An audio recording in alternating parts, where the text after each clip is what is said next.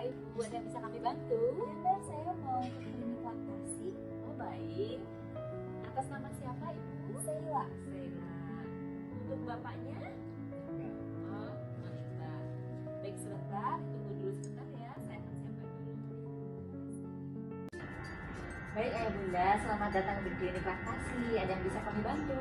Jadi gini, istri saya baru seminggu lahirin, terus ada rencana ingin kerja.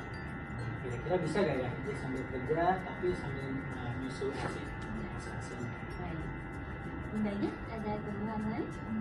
Paling kok masinas itu, saya kan sebelumnya kerja nih, cuma saya agak kebingungan nanti kalau misalkan saya kerja, saya kan belum tentu bisa selalu bawa babynya gitu, kira-kira bisa atau enggak. Saya lihat sih di YouTube gitu ya, di internet itu banyak ada ibu-ibu yang sambil bekerja suka bawa asinya yang udah diperah gitu. Nah, saya pengen tahu kira-kira itu bisa nggak ya kalau saya seperti itu juga gitu Mas.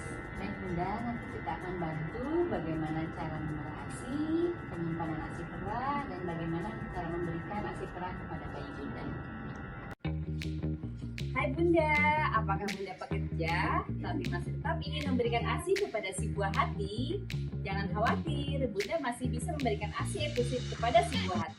Bagaimana caranya? Akan kita tunjukkan bagaimana cara memerah ASI yang baik.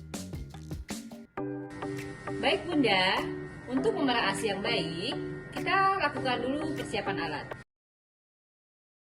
Sini ada pompa elektrik, pompa manual, breast milk storage bag atau botol ASI yang terbuat dari plastik. Kemudian ada kapas-kapas untuk nanti membersihkan puting. Dan di sini ada kom yang berisi air hangat. Kemudian di sini ada kom agak besar yang berisi air hangat. Kemudian ada handuk kecil dan ada tempat untuk membuang sampah nantinya. Oke. Langkah pertama, kita lakukan kompres hangat kepada payudara selama kurang lebih 1 menit.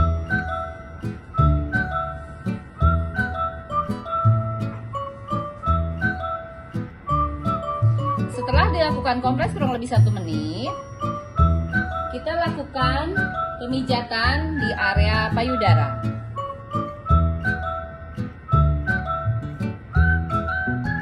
Tujuannya adalah untuk merilekskan payudara.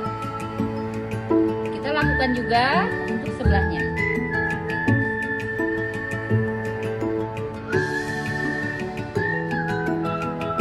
Langkah selanjutnya, kita lakukan pembersihan puting susu. Bila menggunakan pompa manual, arahkan corong menutupi daerah areola. Kemudian, tangan yang satu menekan kuasnya.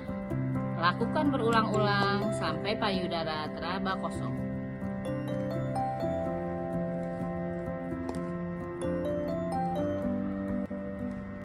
Bunda juga bisa menggunakan pompa elektrik di rumah.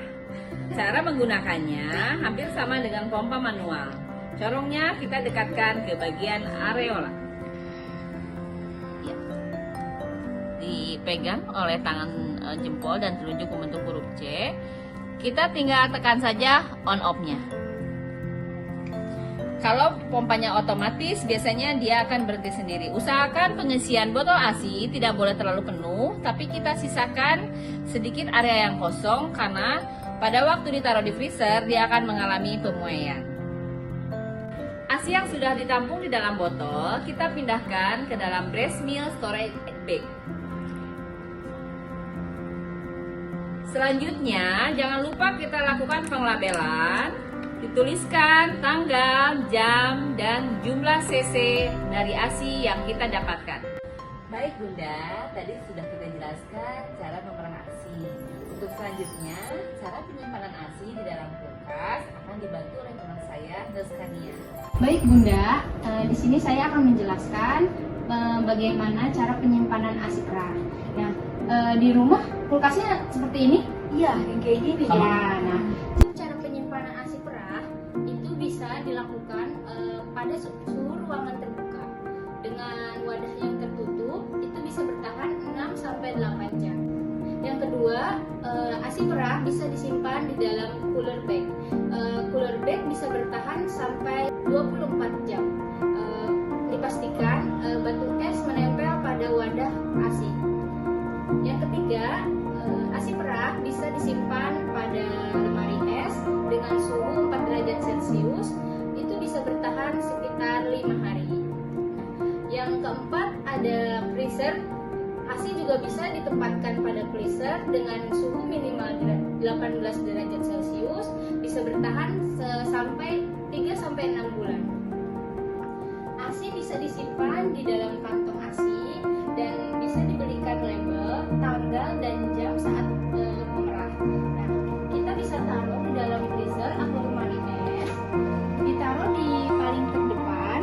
Nah, saat menaruh kantong ASI yang selanjutnya itu bisa di paling belakang. Jadi saat pengambilan ASI itu diambil ASI yang paling depan dulu. Nah, tadi kan Bunda sudah tahu ya cara menyimpan ASI perahnya. Nah, bagaimana? Apakah sudah jelas? Sudah jelas kok. Ayahnya sudah jelas juga. Ya. Nah, untuk selanjutnya kita akan mempelajari cara memberikan ASI perah kepada bayi. Nah, yang akan dilanjutkan oleh Nurse Fatma. Oke, baik. Terima kasih ya, Nurse. Selamat siang dengan Ibu Sela dan Bapak Iqbal. Iya, betul. Perkenalkan, saya Nurse Fatma. Saya akan mengajarkan Bunda dan Ayah untuk memberikan ASI perah kepada bayi. Oh, iya. Sebelumnya boleh ikut saya ke dalam ruangan. Boleh. Ayah Bunda, sekarang saya mau mempraktekkan bagaimana cara memberikan ASI perah kepada bayi. Sebelumnya boleh saya gendong dulu bayinya. Boleh. Hati. Jadi ayah dan Bunda duduk saja. Oh, iya. Nanti bisa memperhatikan saya bagaimana cara memberikan ASI perah kepada bayinya. Persiapan alat yang akan kita lakukan sebelum kita menyiapkan ASI perah. Yang pertama adalah wadah yang berisi air hangat, cup reader untuk memberikan ASI kepada bayi, botol, dan juga ASI perahnya. Sebelumnya, saya akan memberitahukan dulu, ASI yang ada di dalam freezer tidak bisa kita langsung keluarkan. Kenapa? Karena kita harus menyesuaikan suhunya terlebih dahulu. Setelah ASI yang kita pindahkan dari freezer kecil itu telah mencair, baru bisa kita keluarkan ke suhu ruangan. Setelah itu, apabila ASINya sudah keluar dan sudah mencair, kita langsung bisa hangatkan ASINya ke dalam mangkok yang sudah berisi air hangat, kurang lebih 5-10 menit. Setelah ASINya hangat, baru kita pindahkan ASI ke dalam botol. Kita tuangkan.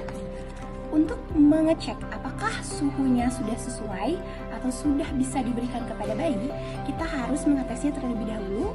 Kita masukkan ke dalam cup reader sedikit, lalu kita teteskan ke punggung tangan kita rasakan apabila suhunya sudah seperti hangat-hangat kuku atau sudah cocok untuk bayi, baru kita berikan kepada bayi. Baik Bunda, saya akan mempraktekkan bagaimana cara memberikan ASI perah kepada bayi. Yang pertama, kita sudah punya ASINya dulu. Lalu setelah itu kita tuangkan ASI yang dalam botol ke dalam cup reader. Ini kurang lebih 5 cc saja, jangan terlalu banyak biar tidak tumpah.